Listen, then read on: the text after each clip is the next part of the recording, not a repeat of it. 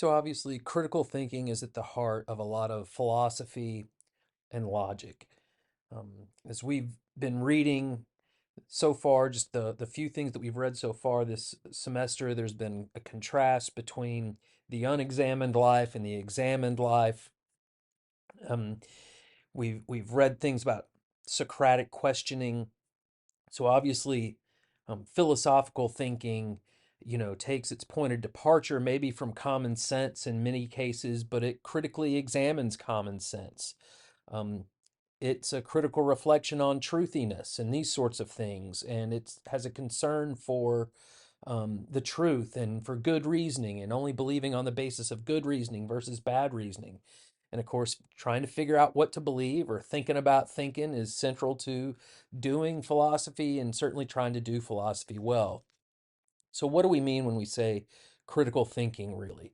Um, you might hear that term critical and just think of nagging, which is easy to get, easy to see that sometimes, right? But when we when we talk about critical thinking in the context of philosophy and in maybe communication studies and in English classes and these sorts of things, where we have a concern over persuasiveness, but not just being flattering or engaged in sophistry, but trying to produce good, reasonable arguments. When we're engaged in that activity, we're worried about critical thinking. And I don't just mean being negative or naysaying some of the other side, just being negative or critical against something for the sake of being against it without regard for why we're against it. Forming beliefs, figuring out what we're in favor of or what we think is true and what we think is false requires us to critically scrutinize things. And that theme has been running throughout many of our readings so far this semester. So when we talk about critical thinking, we have something more like this in mind, which comes from the definition I'm going to use here, comes from the Delphi report, which was a big report by some academics and specialists in various disciplines that were interested in critical thinking. And they defined critical thinking as the purposeful self-regulatory judgment which results in interpretation, analysis, evaluations, and inference as well as explanation of evidential, conceptual, methodological, criteriological, and contextual consideration upon which judgment is based. So that's a mouthful, right? But it's simply, put more simply, it's the task of thinking about thinking and questioning very precisely what we mean and what reasons there are for thinking that that is true versus it being false, what evidence is relevant, and forming an opinion on the basis of a gathering of the relevant empirical information and making logical inferences based on the information that's available to us and avoiding errors of fact fallacy and self-contradiction, right? Constructing cogent or valid and sound arguments. That's what we're interested in. And so that involves critical thinking, of course. And so a famous quote by W.K. Clifford, which maybe overstates things a little bit, but nevertheless certainly has a kernel of truth to it. In his essay, The Ethics of Belief, he says, every time we let ourselves believe for unworthy reasons, we weaken our powers of self-control, of doubting, of judiciously and fairly weighing the evidence. He concluded it is therefore always wrong everywhere and for anyone to believe anything upon insufficient reason. So that's a pretty bold statement and fairly strong statement, but you get the basic idea, right? That if we don't exercise care with regard to what we believe, we weaken our abilities to regulate our own lives and to make decisions for ourselves that are in our own interest and concern our well-being, both personal and socially, right? So we don't want to be duped, right? I don't want to be duped. I don't want to believe false things. I certainly don't want to be engaged in any kind of self-deception. I want to try to work hard to avoid either being deceived by others because they're just repeating mistaken information or because they're maliciously trying to propagandize me or market to me in an unfair way or a duplicitous way. I don't want to be taken over by messaging that's flowery but not truthful and doesn't have concern for good evidence and reasoning, especially when we're trying to figure out the big questions in life or the big questions of philosophy. We got to try to exercise to the best of our ability our capacities to cultivate and cultivate our reason and to think critically and do that well. So, of course, we've talked about Socratic questioning and how Socrates emphasized that questioning was very important. It was the pathway to seeking, figuring out what was true or not. We've looked at the Socratic method a couple of times and had a few references to it, both in one of the very first articles that we were probably assigned this semester from Young. He says what was important about Socrates' own defense, though, isn't so much what he says as how he says it. He defends himself by questioning his accuser, Meletus, and leading him through a process of reasoning to try to debunk his own reasoning that he was offering against Socrates. So, again, we've talked about the Socratic method as a form of critical thinking and a method of doing philosophy. So that often begins with the Socratic question, what is blank, where we ask a conceptual question, and then the interlocutor and Socrates engage in a dialogue back and forth where they're refining the concept of what they're talking about and being more precise about it, and then offering more careful reasons for and against it until reaching a point of aporia, which they admit that they don't know as what they originally claimed to know, or at least not as much about it as they thought they did upon Socratic questioning. And then Socrates tries to offer his own solution, right, in his monologue. And we talked about how, examples of this in pop culture, examples of Socratic friendship, like between Kyle and Stan in South Park, or how another article I often use around this time in the semester is about Rick and Morty as Socratic television, because throughout many of the episodes, the characters are arguing back and forth about some value in a very way similar to the Socratic dialogues. And of course, being willing to engage in critical thinking requires, exercising, having certain levels, at least, in being open enough to question things. Of course, we've talked about dogmatism a little bit, and it'll come up again later in the semester when we cover intellectual vices and talk about echo chambers, maybe. But Aristotle famously remarked that virtue is partly intellectual. It has to do with what we're learning, right? And we need to be open-minded enough to consider the possibility that we're wrong and to gather evidence and to be critical thinkers and form our beliefs on the basis of a careful analysis of things. And in doing that, that's going to require that we exercise certain attitudes towards things, not be closed-minded, or at least not so closed-minded that we're unwilling to reflect critically about our own beliefs, especially when we're asking other people to believe them, maybe. And again, I don't want to be duped myself. I don't want to be closed-minded. If I'm closed-minded, I may get something wrong. I don't want to get it wrong, right?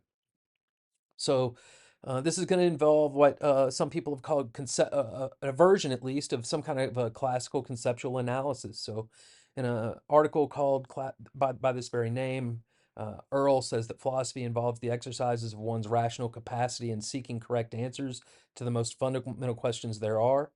The capacity includes at least two components. One is the ability to grasp various logical relationships that may exist between premises and conclusions, and the other is the ability to engage in analysis. But what is analysis? And then he says there are two senses, that is an activity, and that is the product of an activity. In classical analysis, he starts to connect it up with Socrates with that Socratic question: what is blank? What is justice? What is knowledge? What is reality? What is the good? What is right conduct? And in classical analysis, tries to produce an answer by specifying the necessary and sufficient conditions of what justice is and what fairness is, moving way beyond the dictionary common usage definitions of those terms, right? So, again, another reading that we've encountered this semester was from Johnson, and of course, he had several elements of doing philosophy Colbert style that we covered. And that included the principle of charity, interpreting things in the most charitable way to make so that they're the best case, um, not judge things unfairly, avoid self contradiction, gut thinking, and so forth. He drew a distinction between intuition and gut thinking. Again, gut thinking is kind of the opposite of critical thinking. He emphasized the idea that we have epistemic right to what's rationally justifiable, what can be supported by reasonable arguments. There's a concern for truth involved, supporting one's own views with evidence and bearing the burden of proof, abandoning unsupported belief and remaining agnostic when there's not enough evidence to really draw even a tentative conclusion. So, some methodological principles for critical thinking that we can get from this: exercising the principle of charity, um, intellectual honesty, and avoiding special pleading or double standard fallacies. We should expect and shouldn't expect others to have a higher burden of proof for the positions we don't have and a lower burden of proof for our preferred views. That would, of course, be a double standard there. And we have to accept the burden of proof. So when we argue for a claim, we got to be willing to support that claim and come up with some uh, plausibly good reasons in favor of it and evidence if it's relevant. And so I've adopted this outsider test argument from another context to be more broad for us as an example of a critical thinking argument. And of course, we're all raised to believe various things because of the time and places that we're raised that influence what views are available to us and what views we could come up with out of those. And so obviously our time and place and history uh, are going to influence some of the things we believe, right? And so it's very possible that many of the beliefs that we have may not be true, right? Because of the diversity of beliefs, just the sheer number of different beliefs about those topics that there are. And so we can think of this as an outsider test argument, how to think critically about our beliefs. So just adapting it for just basically any really significant belief. So he says the first part of the argument in premise one there, line one, is rational, well intentioned, inquisitive people across the world through history adopt a wide range of beliefs due, at least in part, to their different upbringings and cultural heritages. Many of our current beliefs are likely to be dependent upon upbringing and culture rather than conclusions of critical thought and logical reasoning, research, and so forth. And what he's getting at is no systematic study. Um, it would be an extraordinary coincidence if each of us just happened to be raised to believe only true beliefs, given the number of conflicting different beliefs that there are that people are raised to believe. So it's more likely that any one of my beliefs was formed as a result of upbringing and heritage rather than rational inquiry. Thus, the best way to test any particular belief is by adopting the perspective of an outsider, applying the same skeptical attitude towards my preferred beliefs as I do towards beliefs that I do not hold. So he's trying to wrap in there this idea of thinking critically not only about what other people ask us to believe, but the beliefs that we find ourselves with already, to engage in a little self reflective critical thinking there.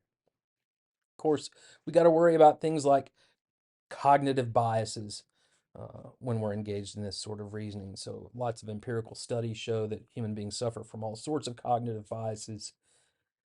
Probably no shock to anybody. You've probably heard of things like confirmation bias or maybe motivated reasoning. We're often dismissive of evidence that doesn't profit our preferred views. We interpret new evidence in ways that confirms those pre-existing views.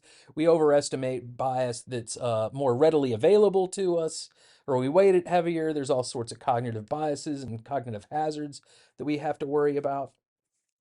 So you can very easily research some of those. I really recommend looking at things like the backfire effect, Dunning-Kruger effect, confirmation bias, and framing bias, and these sorts of things. These are all interesting cognitive biases that we're all prone to, and that we all fall victim to on occasion. So, but the more you know, the better off you are armed against maybe committing them.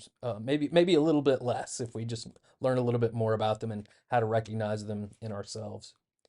And then, of course, we need, as I mentioned before, it requires a certain level of open mindedness here. And so, obviously, kind of critical thinking is going to be blocked by intellectual or epistemic biases, things like truthiness or gut thinking. Maybe we've covered Frankfurt's notion of BS. Both of those have to do with a lack of concern for the truth, right? So, that's a kind of attitude that would get in the way of gaining new knowledge. So, an epistemic or intellectual vice, a lack of intellectual curiosity, intellectual laziness, in other words, willful ignorance or wishful thinking, and then the most probably clear example of an intellectual vice, dogmatism or closed-minded, people that just refuse to even question what it is that they most ardently believe because, for whatever reason. Uh, Cover more about that sort of thing later on in the semester when we get to echo chambers and epistemic vices. Right here, just want to introduce that basic idea of something, being in the way of critical thinking, a kind of obstacle to it. And so that'll do it for a little quick overview of what we mean by critical thinking